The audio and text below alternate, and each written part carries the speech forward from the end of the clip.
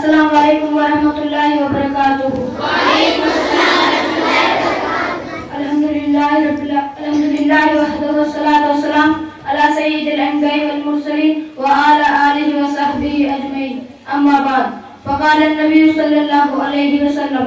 لیس المؤمن بالطعان ولا اللعان ولا الفاحش ولا البذیء۔ میرے اسلامی بھائیوں، ابھی آپ کے سامنے ایک حدیث پڑھی گئی ہے جس کا ترجمہ یہ ہے کہ اللہ کے نبی صلی اللہ علیہ وسلم فرماتے ہیں: لیس المؤمن بالطعان ولا اللعان، نہ تو لعن طعن کرنے والا آدمی مومن ہے، ولا الفاحش، اور نہ فحاشی کرنے والا، ولا البذیء، اور نہ بیہودہ گوئی کرنے والا۔ اس حدیث سے معلوم ہوتا ہے جس کے اندر ایمان ہوتا ہے وہ نہ تو کسی سے لعن طعن یعنی ملامت و شرجنی جھڑکاتا پھٹکارتا ہے، لیکن آج کے معاشرے میں دیکھا جاتا ہے کہ بہت سے لوگ چاہے مرد ہو یا عورت غصے کے وقت اپنی زبان قابو میں نہیں رکھ پاتے اور بے صبری سے انسانوں، جانوروں، جمادات، نباتات، دنوں اور وقتوں پر لعنت بھیجتے رہتے ہیں، اور زیادہ تر خود اپنے آپ کو،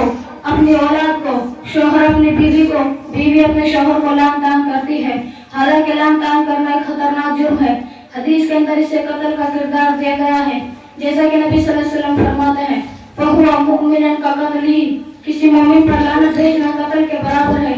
لیجیے ایک حدیث سنیے اور غور کیجیے کہ لعنت بھیجنے کے بعد اس کا انجام کیا ہوتا ہے۔ بے شک جب کوئی انسان کسی چیز پر لعنت بھیجتا ہے تو وہ آسمان کی طرف اڑتی ہے تو آسمان سے اس کے دروازے بند کر دیے جاتے ہیں، تو زمین کی طرف پلٹتی ہے تو اس کے راستے بند کر دیے جاتے ہیں، حتیٰ کہ جب دائیں بائیں دوڑتی ہے، حتیٰ کہ جب اسے نکلنے کا کوئی راستہ نہیں ملتا تو وہ اس چیز کی طرف پلٹتی ہے جس پر لعنت کی گئی ہو۔ اگر یہ لعنت کی حقدار میں ہو تو یہ لعنت کرنے والے کے اوپر برستی ہے۔ لعنت کے انجام کے بارے میں ایک واقعہ بھی سن لیجیے۔ عمران بن حسین رضی اللہ عنہ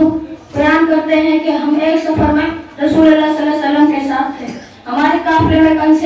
انصاری عورت بھی تھی، وہ اپنی اونٹنی پر سوار تھی، اونٹنی سے تنگ آ کر اس نے اس پر لعنت کی۔ نبی صلی اللہ علیہ وسلم نے سنا تو فرمایا: اس اونٹنی پر سے سامان اتار لو اور اسے چھوڑ دو، کیونکہ اس پر لعنت کی جا چکی ہے۔ عمران بن حسین رضی اللہ عنہ کہتے ہیں کہ گویا کہ میں اس اونٹنی کو دیکھ رہا ہوں جو لوگوں کے درمیان دھتکاری ہوئی پھرتی ہے، لیکن کوئی اسے لینے کے لیے تیار نہیں۔ البتہ ان لوگوں پر بھی لعنت کی جا سکتی ہے جن کا کام لعنت کے سبب بنتا ہے، جیسا کہ قرآن میں ہے: لعنت اللہ علی الکاذبین، جھوٹوں پر اللہ کی لعنت، یا لعنت اللہ علی الظالمین، ظالموں پر اللہ کی لعنت، یا جیسا کہ حدیث مبارک میں ہے: لعن اللہ من ذبح لغیر اللہ، غیر اللہ کے نام جان پر ذبح کرنے والوں پر اللہ کی لعنت، یا لعن اللہ من لعن لوالدیہ، اپنے والد کو لعنت کرنے والوں پر اللہ کی لعنت، یا لعن اللہ وسیلۃ والمستوصلات، اپنے بالوں کے ساتھ مصنوعی بال جوڑنے والا یا جوڑنے والی عورت پر اللہ تعالیٰ کی لعنت۔ میرے بھائیو، ہمیں چاہیے کہ جیسے بھی حالات ہو، عاجز اگر کسی شخص یا عورت مرد پر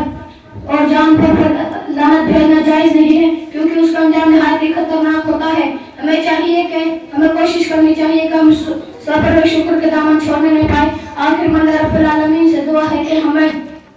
دوسروں کی لعنت سے بچائے اور دوسروں پر لعنت بھیجنے سے بچائے، آمین۔ وآخر دعوانا الحمدللہ رب العالمین۔ السلام علیکم ورحمۃ اللہ وبرکاتہ۔